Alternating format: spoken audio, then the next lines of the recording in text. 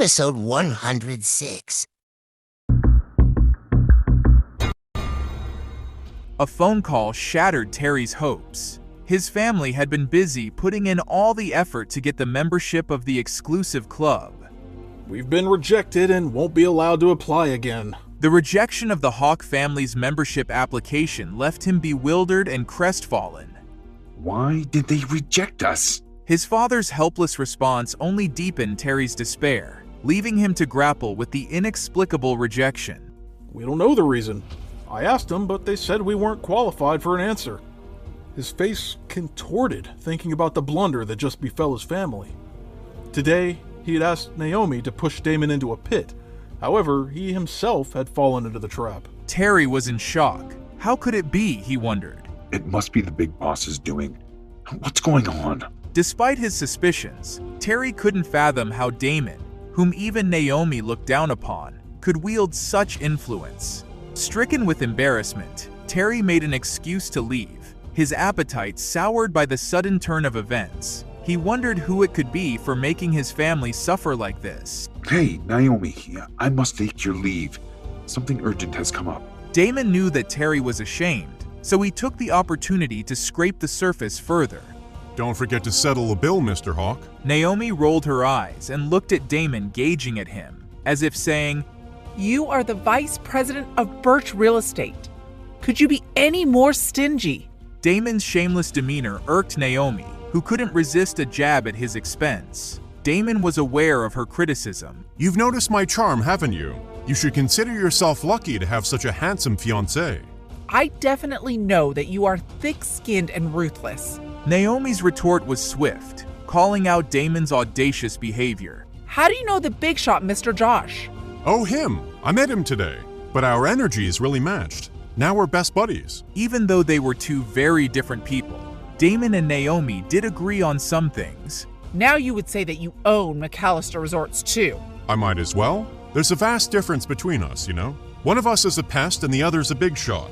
Don't pester me now. You? Naomi looked extremely speechless by Damon's behavior. They chatted with each other after dinner. There wasn't much to talk about, just a few work things. All of a sudden, Damon's alarm rang. I have to leave now. My girlfriend has an audition tonight and she expects me there. I'm afraid I won't be able to accompany you to your home. Despite their banter, Damon's abrupt departure left Naomi feeling slighted, his nonchalant demeanor testing her patience. I have to go. My girlfriend has a performance tonight. With Damon's departure, Naomi was left to contemplate their interaction, her frustration simmering beneath the surface. Okay, I'll let you go then. Thanks for saving my taxi fare. Naomi taunted him. As the scene shifted to Wembley Mall, tensions mounted as Damon prepared to attend his girlfriend's trial performance. This was the first time Tiffany was going to participate in a performance, which would entail her to sing for the crowd. When Damon finally arrived at Wembley Mall for Tiffany's performance, he was met with chaos. He saw that there were a lot of people outside. What's wrong? He asked as he got down from the car. Before someone could give him an answer, he saw the reason for all the chaos. The commercial stage had collapsed, sending the crowd into a panic. How did it happen? The security guard was struggling to maintain order, and with a painful face, he said, "The stage collapsed. It's not safe to go inside." Damon's heart raced with fear. Tiffany might be inside rehearsing, and he couldn't bear the thought of her being in danger. How could the stage collapse? I have to go in. Although the performance hadn't begun yet, Tiffany might have been rehearsing. Ignoring the warnings, Damon rushed into the crowd, his only thought to find Tiffany. At that time, someone emerged and started talking to Damon. It's too tricky. First we had to do the commercial performances in advance, and now the stage has collapsed. Our entire plan is ruined. Can you think of anything else other than gaining profit? Merchants these days don't even think of safety, but are only bothered about money. Stop talking and let's go and help.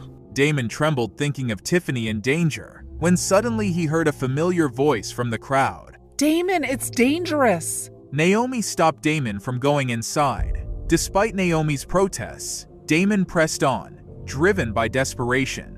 The mall was newly opened, hence it attracted many visitors. There were tens and thousands of people all in a frantic mode. If Damon jumped into the stampede, It would mean death for him. Seeing Damon go in, Naomi followed.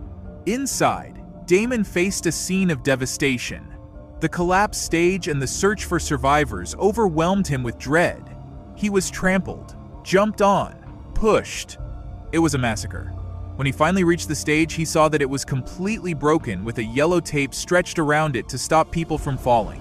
Tiffany! Everyone around him was looking for survivors. Even police were putting their best foot forward. Spotting Damon, they pulled him away. Damon was going crazy thinking about Tiffany in trouble. Suddenly, he saw a familiar white dress. Spotting Tiffany's favorite dress caught in the wreckage, Damon's heart sank, fearing the worst. With the police and emergency responders on the scene, Damon's attempts to reach Tiffany were thwarted. Please, don't interfere. The police will handle this. Desperation clouded Damon's judgment as he struggled against the authorities, his focus solely on Tiffany's safety. Damon was about to burst into tears. Naomi came to comfort him. Damon, don't worry. This stage is not as big as the concert.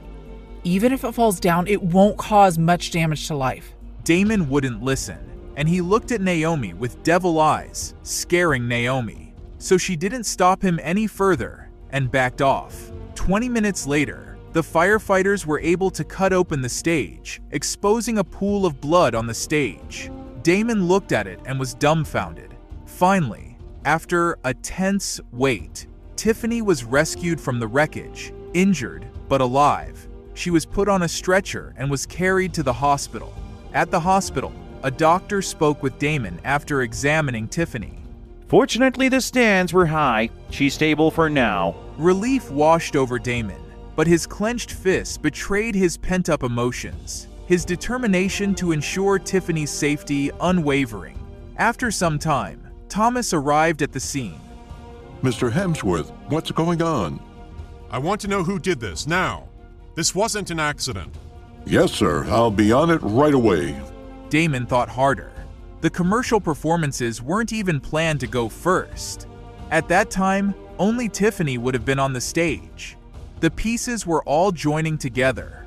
Before Thomas could come up with a name, Damon interjected and said, There's no need for it, Thomas. Just arrange someone to go with me, and I'll go and greet him personally.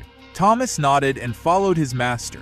With fury burning in his eyes, Damon stormed into the offices of Glory Film Production, determined to confront whoever was responsible for the tragedy at Wembley Mall. Sir, do you have an appointment?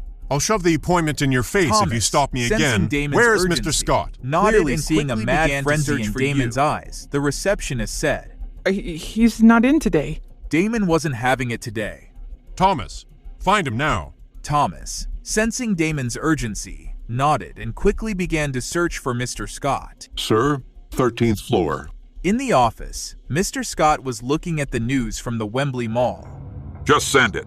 Scott received the report and was reading it out loud. Tiffany Vandergeld, the popular girl from Hillwood University's first performance, ended in tragedy due to the collapse of the stage. Mr. Scott finally had a look of satisfaction on his face. Just as he thought he was going to have the final laugh, someone kicked the door. In a matter of minutes, Damon and Thomas were face to face with Mr. Scott, the man at the center of Damon's rage. Mr. Hemsworth, what brings you here? Damon wasted no time and launched a swift and forceful attack, catching Scott off guard. Mr. Scott's defiance quickly turned to shock as Damon's blow sent him crashing into his glass desk, blood flowing from his head. Call security. This is madness. You will be behind bars because of this. But before anyone could react, another figure entered the room, one that sent chills down Scott's spine. It was Arnold, a figure feared even in the ruthless world of the underground. Mr. Scott's fear was palpable as Arnold brandished a dagger, ready to extract the truth by any means necessary. Who ordered you to do it? You didn't say a word, and then the dagger pierced through his hand, taking it off from his arm. He shrieked in pain. Go on, ask him. Who made you do it? Trembling with fear and pain, he hesitated before finally giving in to Damon's relentless pressure. Damon, I'll tell you, but be warned. You're playing with fire. It would be better if you didn't mess with him. Don't forget to subscribe to our channel for more great content. Click the notification bell so you never miss an update.